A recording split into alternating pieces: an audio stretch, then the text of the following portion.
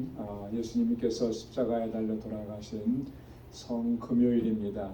나를 위해서 고난을 당하시고 죽으신 우리 주님을 깊이 생각하면서 오늘 다 함께 하나님께 예배드리겠습니다. 사도신경으로 우리의 신앙을 고백하겠습니다. 전능하사 천지를 만드신 하나님 아버지를 내가 믿사오며 그 외아들 우리 주 예수 그리스도를 믿사오니 이는 성령으로 잉태하사 동정녀 마리아에게 나시고 본디오 빌라도에게 고난을 받으사 십자가에 못 박혀 죽으시고 장사한 지 사흘 만에 죽은 자 가운데서 다시 살아나시며 하늘에 오르사 전능하신 하나님 우편에 앉아 계시다가 저리로서 산 자와 죽은 자를 심판하러 오시리라. 성령을 믿사오며 거룩한 공예와 성도가 서로 교통하는 것과 죄를 사하여 주시는 것과 몸이 다시 사는 것과 영원히 사는 것을 믿사옵나이다. 아멘. 찬송 510장 찬송 함께 부르시겠습니다.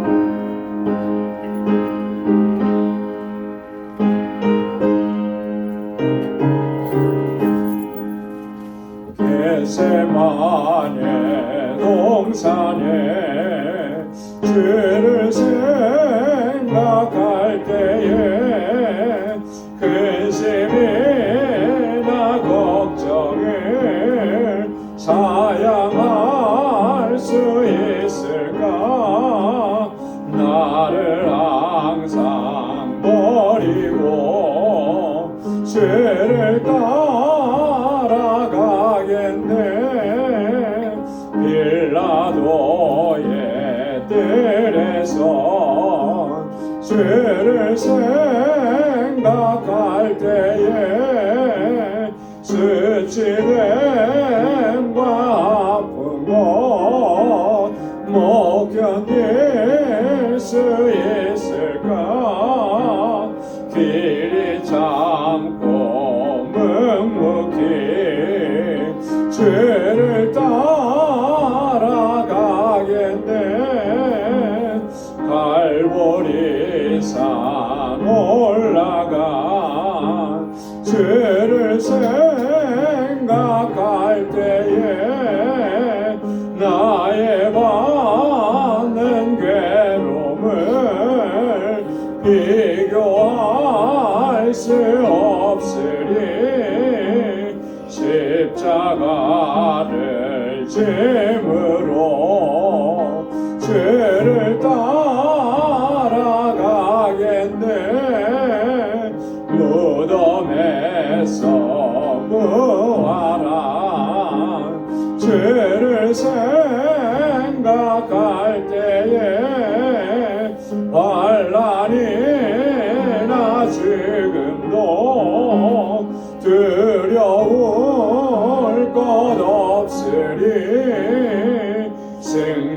승전가를 부르며 죄를 따라가겠네. 4절요.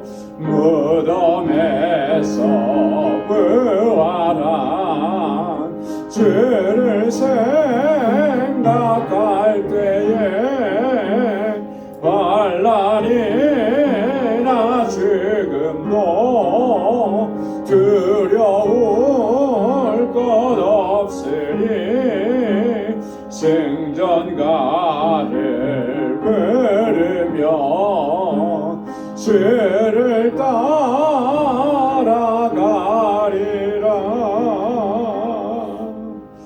아멘. 우리 이 시간 다같이 통성으로 함께 기도하겠습니다. 나를 위해서 십자가의 고난을 당하신 주님, 그 주님의 구속의 은혜, 그 은혜에 감사하면서 이 시간 하나님 앞에 간구합니다.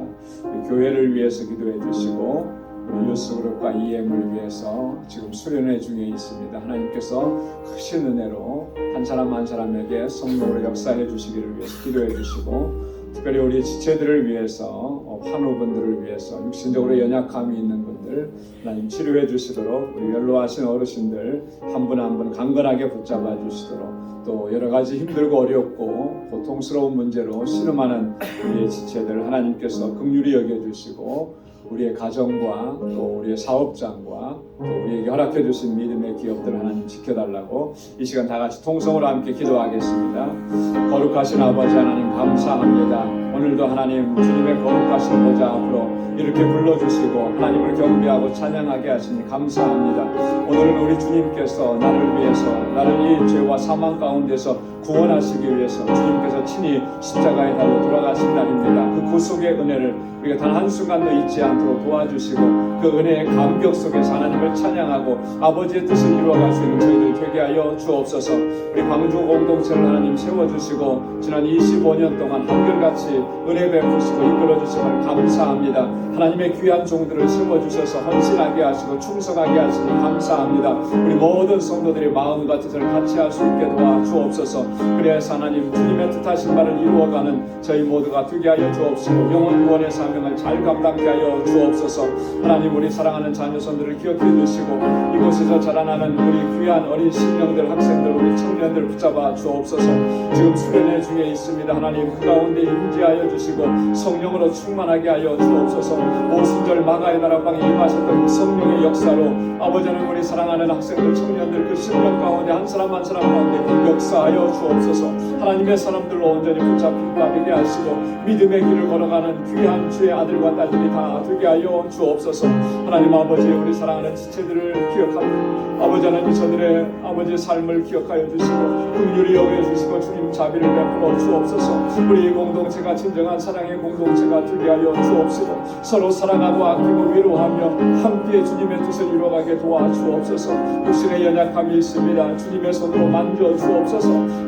삶의 질고로 인하여서 하나님 날마다 눈물로 주님 앞에 오소합니다. 주님 감찰하여 주옵소서. 저들의 고통과 아픔을 주님께서 만져주시고 씻어주시고 하나님 주님의 평강으로 덧입혀 주옵소서. 아버지 오직 주의 나라 바라보며 영원하신 하나님의 나라 바라보며 그 소망 안에서 믿음으로 승리하는 삶이 되도록 인도하여 주옵소서.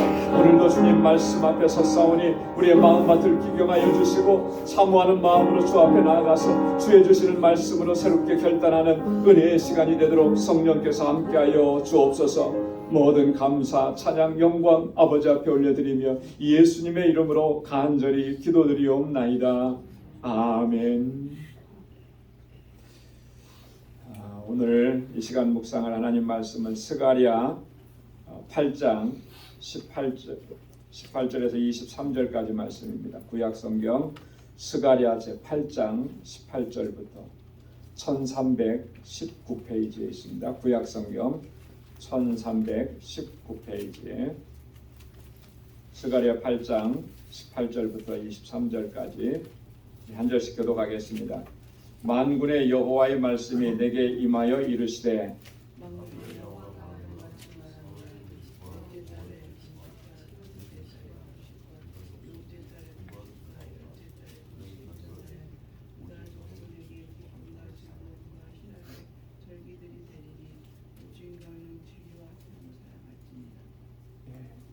아직 못 찾으신 것 같은데 다 찾으셨죠? 구약성경 1319페이지 스가랴 제8장 18절부터 다시 한번 읽겠습니다. 만군의 여호와의 말씀이 내게 임하여 이르시되 만군의 여호와가 말하노라. 4월의 금식과 5월의 금식과 7월의 금식과 7월의 금식이 변하여 유다 족속에게 기쁨과 즐거움과 희락의 절기가 되고 오직 너희는 진실과 학종을 생각할지니라. 만군의 여호와가 말하노라. 그 후에 여러 백성과 많은 성읍의 거민이 올 것이라. 이 성읍 거민이 저 성읍에 가서 이르기를 내가 속히 가서 만군의 여호와를 찾고 여호와께 은혜를 구하고자 할 것이며 나도 가겠노라 하겠으며 많은 백성과 강대한 나라들이 예루살렘으로 와서 만군의 여호와를 찾고 여호와께 은혜를 구하리라. 만군의 여호와가 말하노라. 그날에는 방언이 다른 열국 백성 10명이 예루살렘 나라의 자를 잡을 것이라.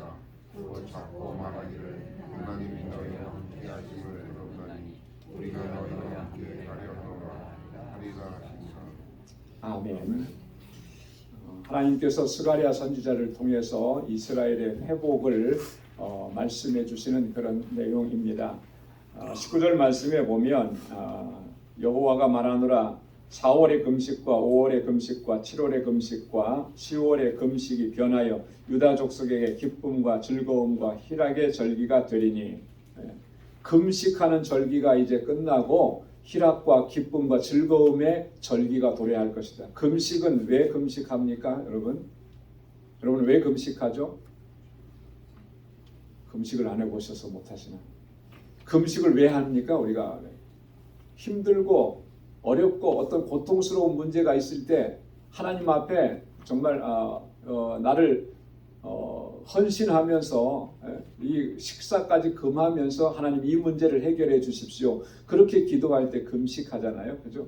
어떤 문제가 있기 때문에 금식하면서 하나님 앞에 나아가는 건데, 오늘 지금 그런 거예요. 이스라엘 백성들이 4월의 금식, 5월의 금식, 7월의 금식, 10월의 금식, 날마다 그 달을 금식하면서 기도하지 않으면 안 되는 그런 상황인 거죠. 그런데 하나님께서 은혜를 베풀어 주시는 것입니다. 그 금식의 절기가 끝나고 이제 뭐라 그랬습니까? 기쁨과 희락의 절기가 올 것이다. 하나님께서 모든 것을 회복시켜 주실 것이다. 자, 그러면 어떻게 해야 하느냐? 오직 너희는 진실과 화평을 사랑할지니라. 너희 가운데서 진실을 회복하고 너희 가운데서 화평케 하는 그 일들을 힘써야 될 것이니라. 하나님 그렇게 명령하신 것입니다. 오늘 그래서 이 말씀의 중심처럼 오늘 나누는 주제는 화평케 하는 마음입니다. 한번 따라서 해보시기 바랍니다. 화평케 하는 마음.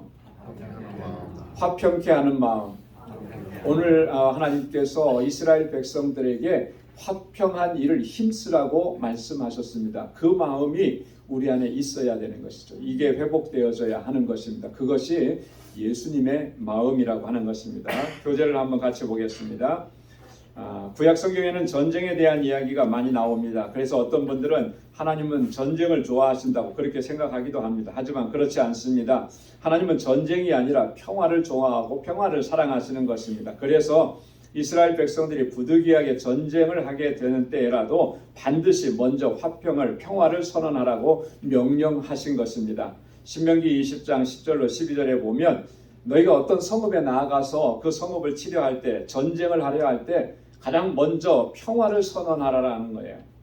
그래서 그 성읍이 평화를 하기로 화답하고, 그러면 너희가 그렇게 문을 열면 너희는 거기 가서 그들로 하여금 공을 바치게 하고 너희를 섬기게 하라는 거예요. 그러나 평화하기를 싫어하고 너희를 대적하게 되면 어떻게 하라는 겁니까? 너는 성읍을 애워쌀지니라. 그때 가서 전쟁하라라고 하는 거예요. 전쟁하기 이전에, 싸움하기 이전에 뭘 먼저 선언하라는 거예요? 평화를 먼저 선언하라. 이게 하나님께서 이스라엘 백성들에게 명령하신 것입니다.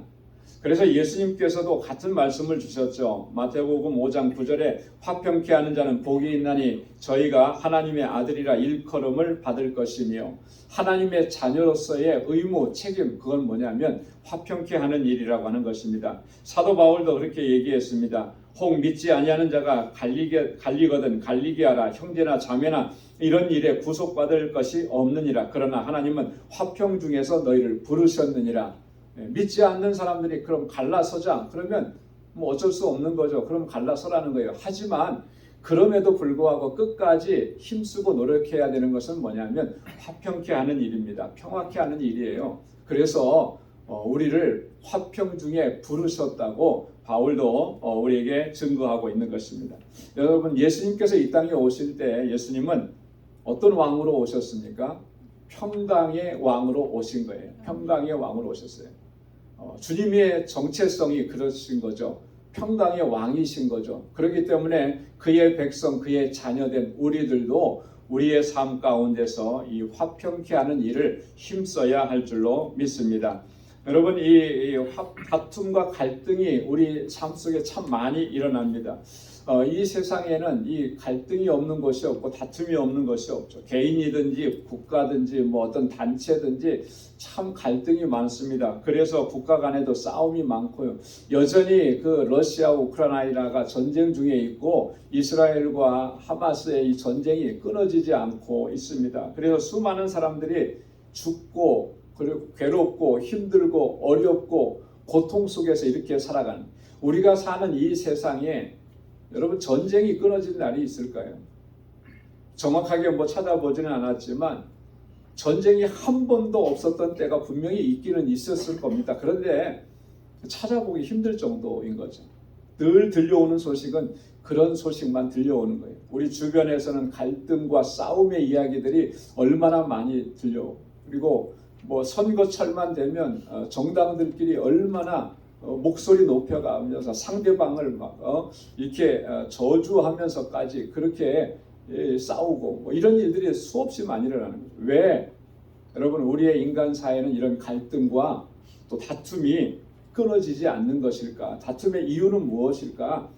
여러 가지가 있을 겁니다. 그런데 크게 보면은 두 가지인 것 같아요. 개인적으로 보면 혈기예요. 혈기를 다스리지 못해서 이 싸움과 다툼이 일어나는 거죠. 또 전체적으로 보면은 이 이익의 충돌이 생기는 겁니다. 나의 이익과 저 사람의 이익, 우리나라의 이익과 저 나라의 이익의 충돌을 일으키는 거예요. 그래서 거기에서 한치의 양보도 없는 거죠. 그러니까 싸움이 일어나고 갈등이 일어나는 것입니다. 이런 것들은 우리가 다스려야 돼요. 이것을 다스리지 못하면 화평케 하는 일을 감당할 수가 없는 거죠. 한번 보겠습니다. 자, 다툼과 갈등의 이유 첫 번째가 혈기라 그랬습니다. 이 혈기란 자신이 원하지 않는 상황에 대해서 분노와 거절의 감정을 절제 없이 표출하는 것입니다. 절제 없이 쏟아낸 이 혈기의 행동은 순간적인 일이죠.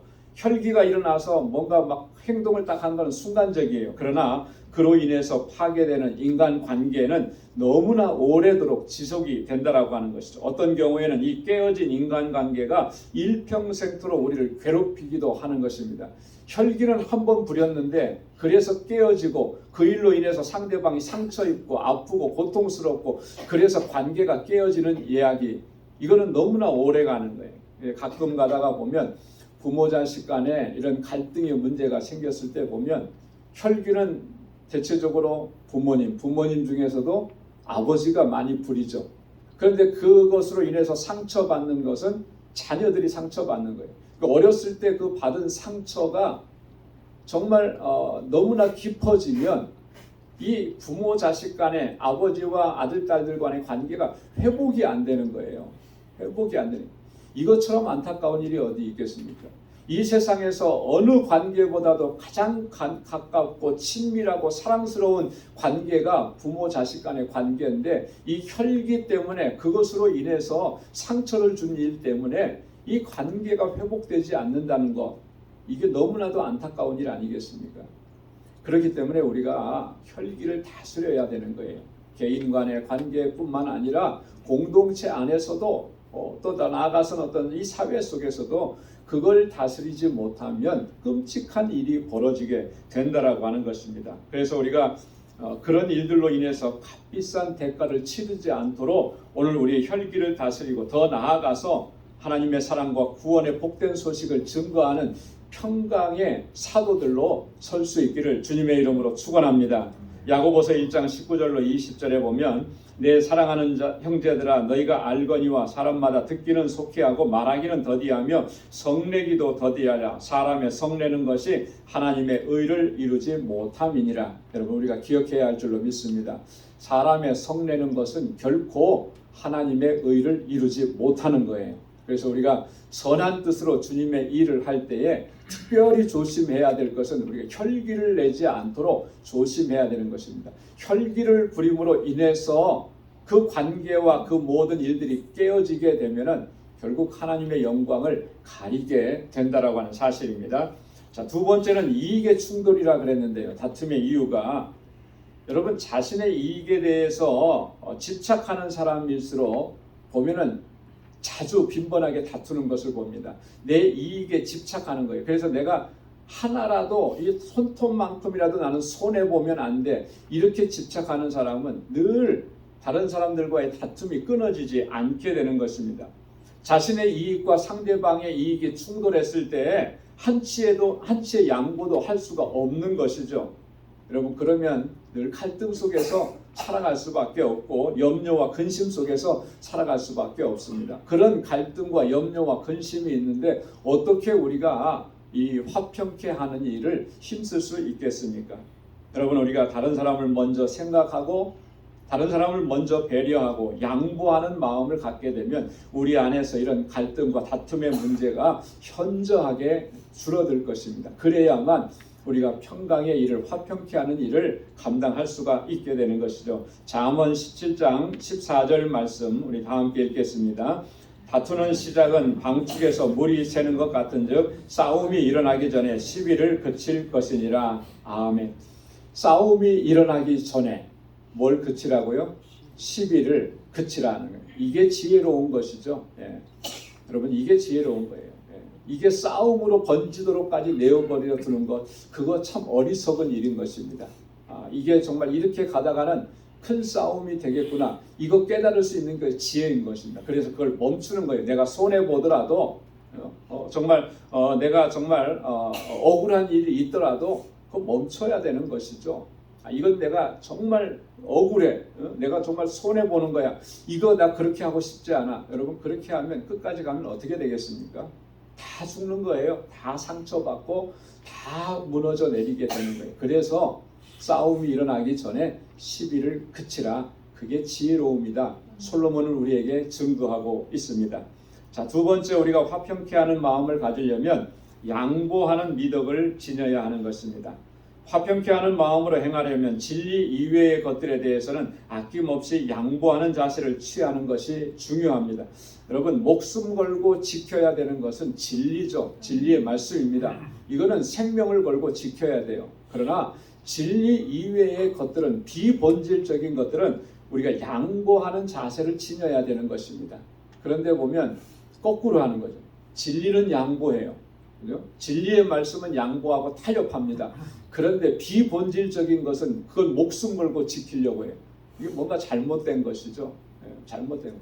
하나님의 말씀은 세상 가운데 내버려 던져놓고 정말 그렇게 중요하지 않은 문제를 꼭 끌어안고 살아가고, 이거는 하나님의 자녀다움이 아니라고 하는 것이죠. 여러분, 비본질적인 것들은 양보할 때 그 공동체 안에서 평화를 이루어가게 되는 것입니다. 계속해서 보겠습니다. 서로 양보하면 평화를 누릴 수 있지만 양보가 없는 곳에서는 결코 평화를 누릴 수가 없는 것입니다. 마틴 로이드 존스라고 하는 목사님께서는 이렇게 말씀했습니다. 믿지 않는 가족들과 평화롭게 지내고 복음을 전하기 위해서는 본질적이지 않은 작은 일들은 언제나 양보하십시오. 언제나 손해보고 언제나 희생하십시오. 그것이 불신 가족과 평화를 이루며 복음을 전하는 길입니다. 여러분, 이 말씀을 꼭 기억해 주시기 바랍니다. 믿지 않는 사람들이 우리의 관계 속에 다 있잖아요. 직장에도 있고 가정에도 믿지 않는 식구들이 있고, 우리는 그 믿지 않는 형제, 자매, 동료들을 하나님께로 인도해야 되는 것이 우리의 사명인 것이. 그들과의 관계성 안에서 우리가 어떤 자세로, 어떤 태도로 살아가고 있는지 한번 곰곰이 생각해 보십시오. 정말 그 안에서 양보하고 내가 좀 손해보고 그런 방식을 택하는지, 아니면 인색하게 행하고 나는 손해볼 수가 없다고 얘기하고 양보하지 않고 이렇게 하는지. 여러분, 그렇게 하면서 그 사람을 주님께로 인도할 수 있겠습니까? 나의 양보하지 않는 모습, 나의 이 이기적인 모습, 나의 이 인색한 모습을 보고 믿지 않는 사람들이 과연 무슨 생각을 하겠습니까? 내 면전에 대놓고는 얘기 안 하겠죠. 그러나 속으로는 다 생각을 할 거예요. 저러고도 예수 믿는다 그러냐? 저러고도 교회 다닌다 그러냐? 저들이 믿는 하나님은 도대체 어떤 하나님이길래 저 사람이 저렇게밖에 할 수 없냐? 여러분, 복음의 문이 열리기는커녕 굳게 닫히는 거예요. 우리가 양보하지 않기 때문에, 조금도 손해보려고 하지 않기 때문에. 교회가 조금도 손해보려고 하지 않으면 세상은 교회를 어떻게 보겠습니까?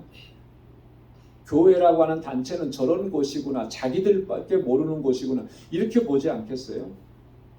여러분, 이거는 우리가 주님의 영광을 가리는 일이라고 하는 것을 기억해야 하는 것입니다. 본질적인 것은 우리가 목숨 걸고 지키지만 비본질적인 것들은 양보해야 돼요. 내가 좀 손해봐야 돼요. 그래야만 그 길을 통해서 하나님의 구원의 복된 소식을 증거할 수가 있게 되는 것입니다. 고린도전서 6장 6절로 7절 말씀 다 함께요. 형제가 형제로 더불어 송사할 뿐더러 믿지 아니하는 자들 앞에서 하느냐. 너희가 피차 송사함으로 너희 가운데 이미 완연한 허물이 있나니 차라리 불의를 당하는 것이 낫지 아니하며 차라리 속는 것이 낫지 아니하냐. 아멘. 여러분, 갈등이 심해지면 서로 송사하는 일도 생기죠. 수하는 일도 생깁니다. 그런데 정말 하지 말아야 될 것은 뭐냐면 믿는 사람들끼리 그렇게 하는 거 하지 말아야 되는 거예요. 바울이 지금 그 얘기하는 거예요. 어떻게 믿는 사람들끼리 그렇게 하냐. 그게 정말 예수의 정신이냐. 그 얘기하는 거죠. 좀 손해보면 어떻고 내가 좀 불의를 당하면 어떠냐. 하나님은 공의의 하나님이신데 공의의 하나님께 좀 맡기면 어떠냐. 그 하나님께서 선을 행한 자에게는 그 선한 대로 갚아주시고 저 사람이 악을 행했다 그러면 하나님께서 그 악한 대로 갚아주실 것인데 왜 하나님께 맡기지 못하고 세상 법정에 가서 믿지 않는 사람들 앞에서 예수 믿는 사람들이 그것을 해결해 달라고 그렇게 하겠느냐. 좀 손해보는 거 그거 하나님께서 다 갚아주시는 일이라고 하는 것이죠. 여러분, 이것을 우리가 꼭 기억해야 할 줄로 믿습니다. 빌립보서 2장 3절로 4절 다 함께요. 아무 일에든지 다툼이나 허용으로 하지 말고 오직 겸손한 마음으로 각각 자기보다 남을 낮게 여기고 각각 자기 일을 돌아볼 뿐더러 또한 각각 다른 사람들의 일을 돌아보아 나의 기쁨을 충만케 하라. 아멘. 무슨 일을 하든지 다툼이나 허용으로 하지 말고 오직 겸손한 마음으로 각각 자기보다 남을 낮게 여기고. 여러분, 그거예요. 상대방이 나보다 낫다는 거죠. 나보다 의롭다는 거죠. 나보다 선하다는 것이죠. 그 마음으로 행할 때에 그 공동체가 하나님의 주시는 평강으로 가득하게 될 줄로 믿습니다. 화평케 하는 마음에 주시는 하나님의 은혜를 몇 가지로 정리해 봤습니다. 화평케 하는 사람에게 하나님께서 어떤 은혜를 주시는가? 첫째는 희락, 기쁨을 누리게 하시는 거예요. 잠언 12장 20절 다 함께요. 악을 꾀하는 자의 마음에는 괴울이 있고 화평을 논하는 자에게는 희락이 있느니라. 아멘. 하나님께서 주시는 기쁨이고 하나님께서 주시는 희락입니다. 이게 참된 기쁨인 거예요.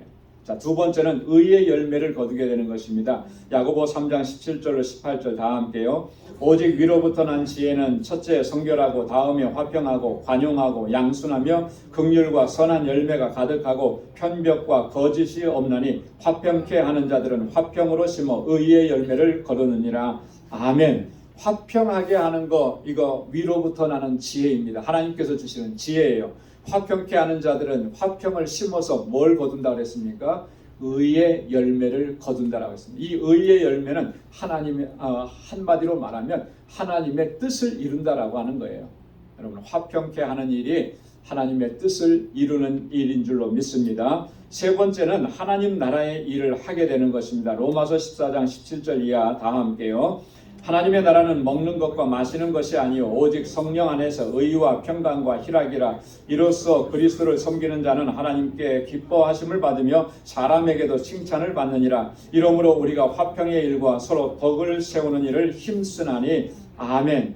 하나님의 나라의 일은 먹고 마시는 일이 아니라 그랬습니다. 오직 성령 안에서 의와 평강과 희락이라 했습니다. 평강은 하나님께서 하나님의 나라의 일로 우리에게 말씀하신 것이죠. 그렇기 때문에 우리가 무슨 일을 힘써야 된다 그랬습니까? 화평의 일을 힘쓰고 덕을 세우는 일을 힘써야 되는 거예요. 그래서 우리 공동체가 갈등 가운데 있었을 때 그것을 해결하고 화평한 공동체가 되는 일을 우리가 최선을 다해서 힘써야 돼요. 그래서 어떤 개인의 갈등이 있었을 때에도 여러분 찾아가서 격려하고 위로하고 또 때로는 충고하고 권고하고 그래서 그 마음을 돌이킬 수 있도록 그래서 그 관계가 더 이 안 좋은 관계가 더 커지지 않게 그 자리에서 서로 화목하고 화해할 수 있는 이 일들을 위해서 우리가 최선을 다해요. 근데 어떤 경우들은 보면은요, 이쪽에서 한 말을 이쪽으로 옮기고 저쪽에서 한 말을 저쪽으로 옮기고 해가지고 자꾸 불화를 만들어내는 경우들이 있어요. 여러분, 정말 말하는 거 조심해야 됩니다. 말 옮기는 일 정말 금해야 되는 거예요. 대체적으로 보면 말을 옮길 때 있는 사실 그대로 옮기지 않습니다. 자기 생각 가지고 거기에 더해서 해요. 누구는 아 했는데 내가 가서 말할 때는 아 플러스 1, 2가 되는 거예요. 그래서 본질적으로 처음에 했던 말과는 다른 말이 전해지는 거죠. 그런데 내가 유리한 쪽으로 자꾸 말을 하는 거죠. 그러다 보니까 하지 않은 말이 돌아다니고 그 일로 인해서 그 말은 다시 돌고 돌아서 본인에게 들어갑니다. 여러분 꼭 기억하고 명심하고 조심해야 돼요. 내 입에서 나간 말은 반드시 돌아서 그 사람의 귀에게까지 들어가는 거예요. 안 들어갈 것 같죠? 아닙니다. 다 들어갑니다. 그게 들어오게 되면 얼마나 그 상처가 되고 아픔이 되고 신뢰가 깨어지게 되고 그래서 관계가 틀어지게 되고 갈등이 생기는 거예요. 뭐 다른 데서 갈등이 안 생깁니다. 뭐 주먹질해서 갈등이 생깁니까? 아니에요. 말 잘못해서 갈등이 생기는 거예요. 말 전에서 갈등이 생기는 겁니다. 그럼 말 조심해야 돼요. 우리가 화평의 일을 힘쓴다라고 하는 것은 내 입을 조심한다라고 하는 겁니다. 그래서 우리의 입에서는 누군가를 험담하는 말, 누군가를 비난하는 말이 아니라 누군가를 칭찬하는 말, 누군가를 격려하는 말, 위로하는 말, 그 말을 힘써야 할 줄로 믿습니다. 이것이 화평케 하는 일인 것이죠. 이걸 힘쓰라고 오늘 바울은 우리에게 권고하고 그게 하나님의 나라의 일이라고 말씀하는 것입니다. 자, 네 번째는 평안을 누리게 되는 거예요. 시편 37편에 보면 완전한 사람은 살피고 정직한 자를 볼지어다 화평한 자의 결국은 평안이로다. 한번 따라서 해보십시오. 화평한 자의 결국은 평안이로다. 아멘. 화평을 힘쓰는 자에게 하나님께서는 샬롬을 주시는 겁니다. 평안을 주시는 거예요. 자, 다섯 번째로 마지막으로 하나님의 자녀라 일컬음을 받게 되는 것입니다. 마태복음 5장 9절 말씀 다 함께요. 화평케 하는 자는 복이 있나니 저희가 하나님의 아들이라 일컬음을 받을 것이며 아멘. 화평케 하는 것은 우리 하나님의 백성들의 정체성인 것입니다. 그래서 우리와 관계되는 모든 사람들 이 공동체 안에서 예수님의 마음을 품고 화평케 하는 일을 힘쓰고 그래서 우리의 방주 공동체가 또 우리가 살아가는 이 사회가 정말 하나님께서 보시기에 기뻐하시는 평화의 공동체가 되는 이 일을 위해서 언제나 최선을 다하는 우리 모두가 될 수 있기를 주님의 이름으로 축원합니다. 기도하겠습니다. 거룩하신 아버지 하나님 감사합니다. 오늘 성금요일 다시금 저희들을 주님의 거룩하신 보좌 앞에 불러주시고 주님의 그 십자가 구속의 은혜를 다시 한번 마음에 깊이 새기며 감사하며 하나님을 예배하게 하시니 감사합니다. 이 땅에 평강의 왕으로 오셔서 우리에게 참 평안을 허락해 주신 하나님 주님의 그 사랑과 은혜 감사합니다. 이제 저희들로 하여금 평화의 사도로 세우셔서 그 일을 감당하게 하셨사오니 하나님 잘 감당할 수 있도록 주의 능력으로 덧입혀 주시고 항상 주님의 마음을 품고 나아갈 수 있도록 인도하여 주옵소서. 그래서 하나님 갈등이 있는 곳에 다툼이 있는 곳에 상처가 있는 곳에 싸움이 있는 곳에 주님의 평화를 심어주고 하나님의 나라를 심어줄 수 있는 우리 광주의 권속들이 다 되게 하여 주옵소서. 오늘 이 하루의 삶도 주님께 의탁합니다. 오직 주님만 의지하고 주님의 도우심과 인도하심을 구하며 주님의 뜻을 이루어갈 수 있는 복된 하루가 되도록 인도하여 주옵소서.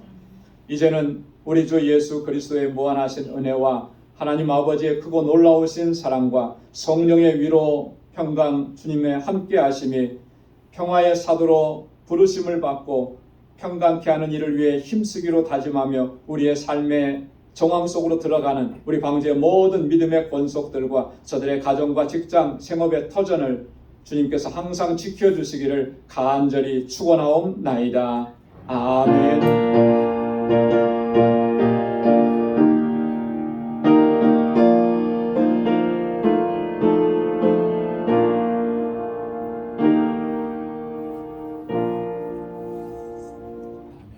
오늘 성금요일 우리 주님의 십자가 구속의 은혜를 여러분 깊이 묵상하시면서 경건하게 하루를 보내시고 또 내일은 고난주간 특별 새벽 집회 마지막 날입니다. 우리 자녀들과 함께 나와서 함께 기도하는 그런 시간을 갖기를 바랍니다.